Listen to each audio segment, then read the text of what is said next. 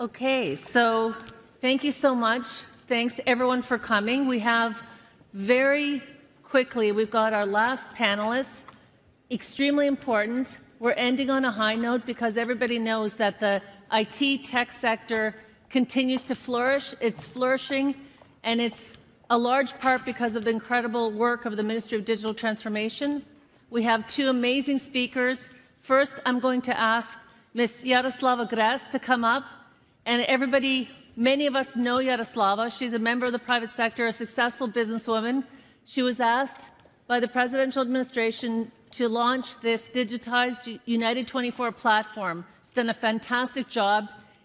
It's important for all of us to support it because ultimately we've seen billions of dollars raised for Ukraine and not get into Ukraine. This is a platform where Ukraine has created a vehicle through which people can contribute directly into Ukraine. So without further ado, Yaroslava, please.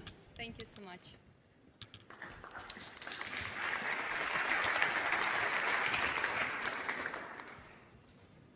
Thank you. It's not easy to be on the last panel, you know. Ladies and gentlemen, it's a great honor to stand here today and present the United 24 platform, which was launched by the President of Ukraine, Volodymyr Zelensky. I see people who know how to count money. So I will start with numbers. A recent Guardian article confirms everything we have been talking about. Please look. More than £2.15 billion has been donated to Ukraine-related humanitarian response efforts since February. But a recent review by Humanitarian Outcomes concluded that about 85% is being held by international aid organizations who are scarcely present in Ukraine and have yet to spend the majority of the money. The report found that Ukrainian volunteer groups and NGOs received only 0.24% of the direct donations to Ukraine. This means a huge amount of funds raised worldwide by people who donated $1 or $1 million are not having their intended impact. Their money is not helping Ukraine in this war. It isn't saving lives. It isn't bringing our victory closer. Their money is waiting somewhere.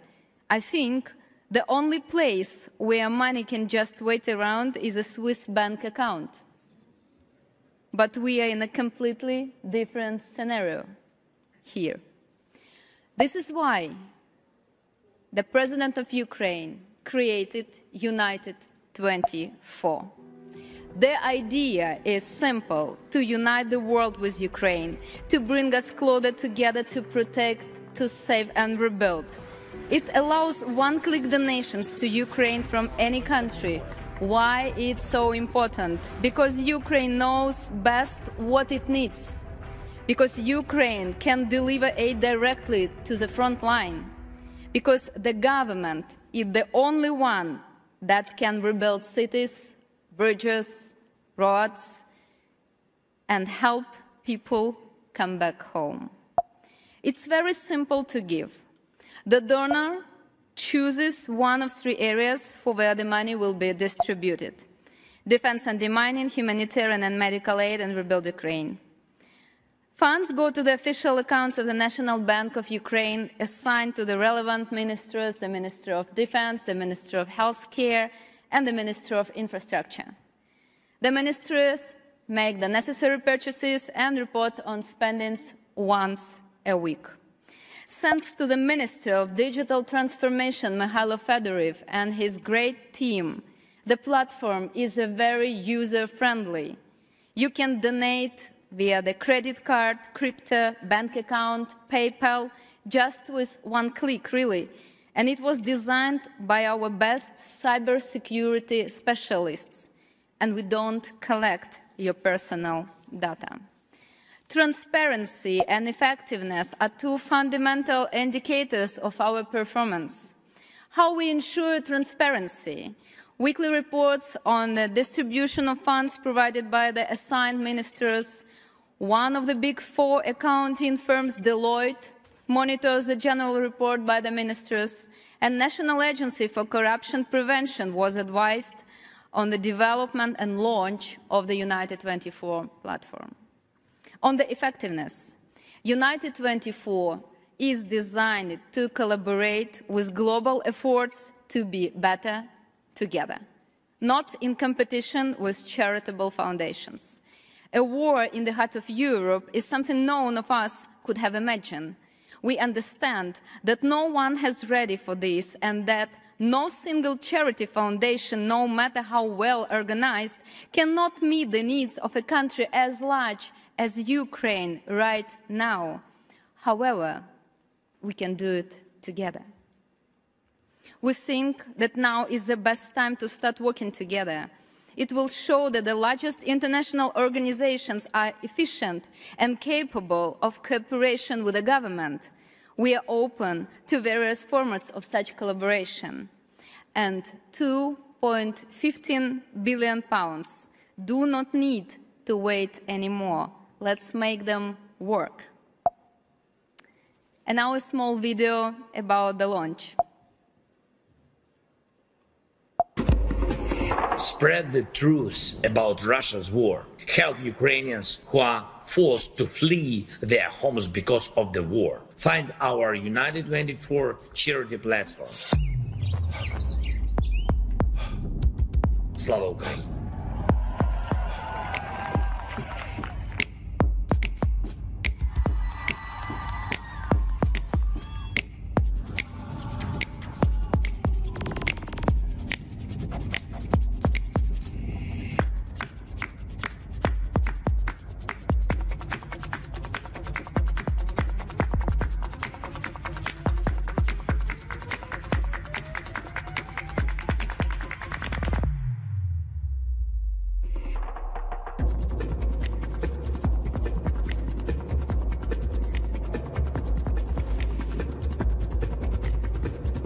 Your drone that can help us.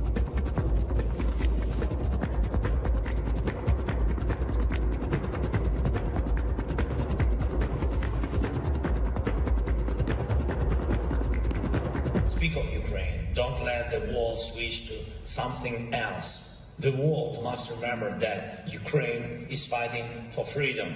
This fight must end in our victory as soon as possible.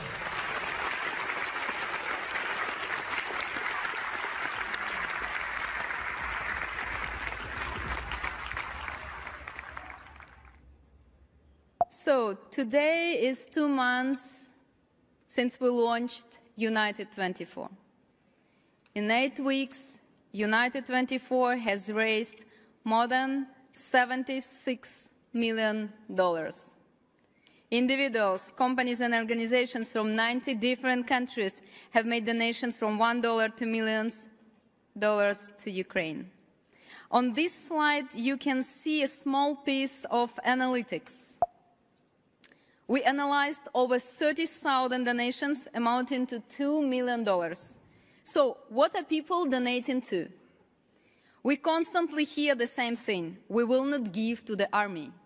You often hear that it's forbidden to donate to defense. Celebrities say they don't want people to think they are promoting the war. But I want to be very clear, ladies and gentlemen, and I think we all understand this war cannot be won with diapers, no matter much we wish it was so. These diagrams show that people around the world think the same.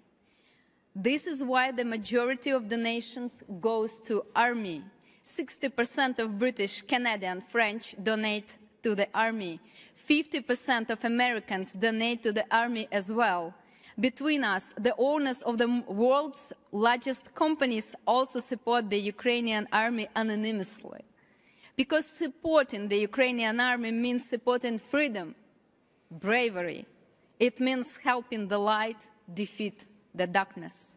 At the same time, we are actively promoting the medical direction as well as the mining direction, and we are ready to start the first rebuilding project. We can start it right here, right now, together with you. Just send me a message on WhatsApp, and we are ready to go.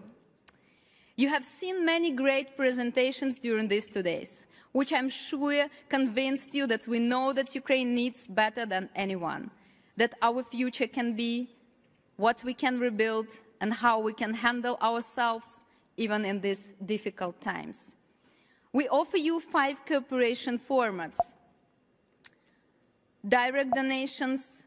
United 24 invites international organizations, companies, and private donors for cooperation. We are ready to offer goal-oriented projects for your donations. Collaborations. We call on the most famous brands to collaborate, charity products, special editions, yellow-blue items, Ukrainian characters integrations. There is a wide range of ideas to support Ukraine's fight for freedom, and we are ready to create with you and provide media support for this cooperation. Promotions, another important type of partnership, the promotion of United 24 by supporters through their own media and communication channels. Hosting and integrating events, auctions, concerts, sports, competitions, charity dinners, and ceremonies. We look forward to being a part of your events. Employee engagement, and also we want to engage your company's employers, for example, direct emails with a call to action. So every contribution matters. We also offer you to choose one of the specific United 24 needs. Over the upcoming weeks, you will see the next phase of United 24 with a key focus on the goal-oriented fundraisers. For example, last Friday, we have launched a project called the Army of Drones. The Army of Drones is a complex program that involves drone procurement, maintenance, replacement, as well as the pilot training. The Army of Drones will allow us to constantly monitor the front line and to feel an effective response to enemy attacks using modern technologies. Supporters around the world can contribute in 2 ways, by donating funds or by donating their drones. Both contributions can be made via the landing page on the United 24. In 1 day, we raised more than 84 million hryvnias, and now we have more than 200 million, and we are happy to see how all the world join us. I want to finish this presentation with a picture. This is a toy drone of our colleague's son. His name is Max. He is 8 years old. He read about the Army of Drones and brought in the best of what he had, his itty-bitty drone. He said, "Mom, please give it to the armed forces so it could bring our victory closer." I really want us to follow Max's example so that every person in this hall realizes that every donation, every interaction, every step towards, even the smallest one, will indeed bring our victory closer. Become part of it, join United 24, and glory to Ukraine. Thank you. Thank you very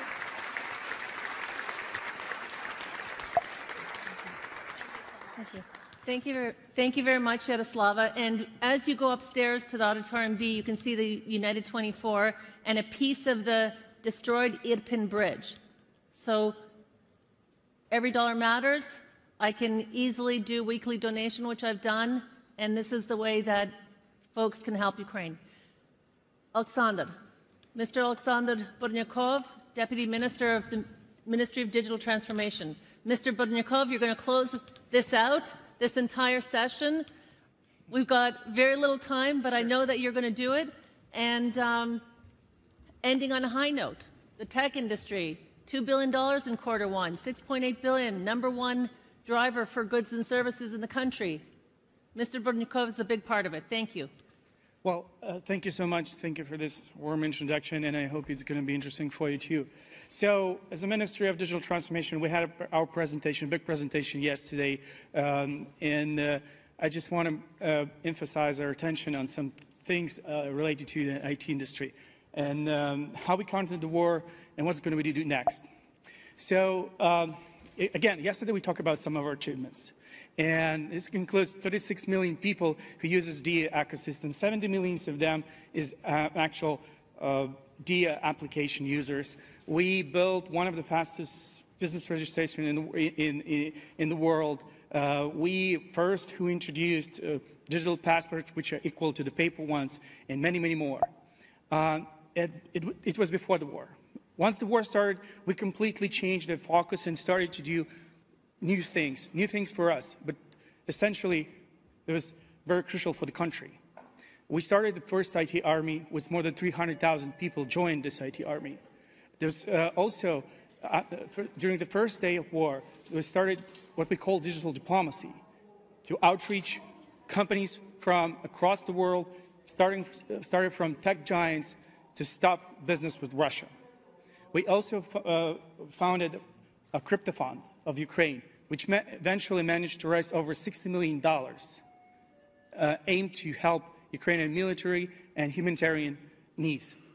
We created a couple of new electronic services for refugees and many, many other things. And while we're doing so, our IT industry, we're trying to maintain its operations. And here you can see some numbers that actually in February, when Russia attacked us, IT sector of Ukraine made almost $850 million. And it was the highest if you compare year over year. And it's maintained 96% of operations, even after a couple of months of the course of the war. So it's really resilient and promising sector of Ukraine. So while we were fighting on the cyber front, on other fronts, we started to think what we're going to do next, what's going to happen after the war ends, and what kind of goal we should put ahead of ourselves. So we came up with this goal, which you can see on the screen. So we want to become one of the top countries in Europe, in the world, with the highest number of startups per 1 million population. And if you want to ask me, like, what it's now, so we have now 75 startups per 1 million. And there are countries in Europe has like more than 500. And the top is Israel with almost 1,000 startups per 1 million population. So we really want to grow this number, and we came up with transformation areas to reach this goal. First of all, it's development of VC ecosystem. We have Ukrainian Startup Fund, which is a government body, and for the last 2 years, they managed to help more than 240 startups with grants. So we can now consider this as a vehicle for the money we can find from donors from Europe and help entrepreneurs build new enterprises and someday turn to unicorn. We starting a matching grant programs, and also so on the later stages they can help build businesses further. We think that we need to establish a fund, and we actually, before the war, we actually managed to allocate government money for that. But right now, I think we will go with the private money, with some other sources.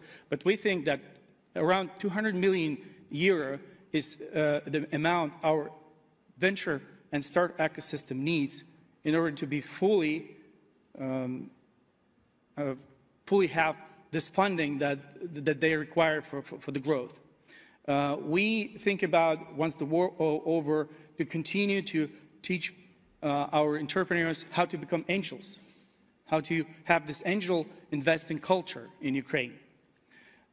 We also, just before the war was almost wrapped up and finished, launching of IP Court. This is a completely new court that was supposed to focus on cases with intellectual property.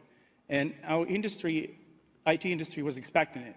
So this is also the completely online new court with the new judges focused, and they completely have complete understanding of how to do IP cases And this is going to what we continue to work on after the war ends.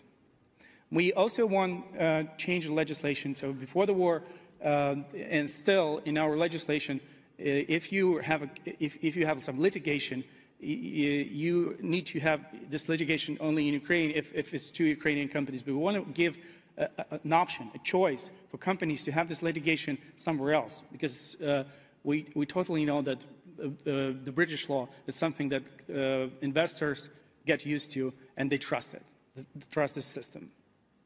We also think about education, because education plays a crucial role, crucial part. And recently we started a project called IT Generation. So we know how many people lost their jobs because they became refugees, because their enterprises closed. So we give them a chance to get a new profession, to turn them from anything that they were doing before to IT specialists. And we're starting from 3,000, but we're going to multiply these programs to teach almost 60,000 people a new job. And this is new promising professions like front-end developer, blockchain developer, QA engineers, and others. We launching a number of other education programs to how to run startups, and we continue to do so. We also changing legislation to allow double-degree programs to run in Ukraine, and we know that we desperately need experience of the people to start their own product companies, because Ukraine actually is famous before the war as a software outsourcing destination. But we have a potential to do our own IT products and be famous of companies like Grammarly that became a unicorn and a lot of people using, and so on and so forth. We think that we have a unique chance to implement some military tech projects. So we want to start from military industry parks and tech and defense accelerators who will focus on technologies that apply both to civil and military usage. Also, it's important, even in times of war, to keep functioning. So, IT industry of Ukraine have a couple of problems because of the war, and one of them that people actually can't leave Ukraine. So, we're working with the government to allow people leave Ukraine if they guarantee they come back, and also for critical employees, for some enterprises, for all the enterprises actually, we want to give them ability to book people, and so they won't go to army, because we understand that if you build a team of 5 or 10 people, if 3 of them pulled out, you can't build actually successful enterprise. And of course, we're going to continue to work on a Ukrainian IT brand, which it's for me, as Ukrainian, it's really sad to say, but it was really great. For last 3 or 4 years, we built a solid Ukrainian IT brand. Everyone in the world knew that if you want to do something very complex in IT, like artificial intelligence or blockchain, you have to go to Ukraine. And Ukraine is going to solve your problem. They're going to build this solution. This not changed. But of course, the war gives certain risks. And we're going to manage. We're going to run for this anyway. And I'm going to finish with this, which you see on the screen. I get a lot of requests like how we can help you, how we can help Ukraine right now in times of war and further. So I think the best way to help Ukraine is invest to Ukraine. Work with Ukrainian companies, hire Ukrainian employees, use their expertise. And this way is the best help for us. Thank you so much.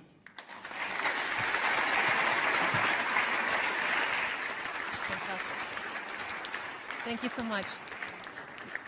Thank you so much. I think that says it all. Help Ukraine, invest in Ukraine. You know, very quickly, folks know that we have We manage funds over 1.1 billion in Ukraine, over $500 million we raised since Ukraine was invaded in 2014. And we continue to invest through this day and continue to raise and put money to work. And all of the Ukrainian businesses and business owners that I've seen in this audience continue to do the same. So join us, invest in Ukraine, back Ukraine. Before we finish up, I want to say first thanks to everyone for coming, for listening, for I'm sure all of the ideas that you have now. I want to say a special thank you, Madam Secretary of State. Thank you very much for the support, for the presence. Thank you to everyone from Team Switzerland. Fantastic. To JCC, to all of our Team Switzerland, to Dorit Salas, to Mr. Tony Modet. Thank you so much. To Ukraine Invest, Sahit Sivkach and his whole Ukraine Invest crew. To Western NAS, Yaroslava Johnson and Vitaly Bigdai. And of course, to our wonderful moderators, Dr. Jörg Frieden from CFEM, the Swiss Investment Fund for Emerging Markets, and Sahit Sivkach from Ukraine Invest. Thank you very much. Let's all go full of energy and ready to invest and back Ukraine. Thank you.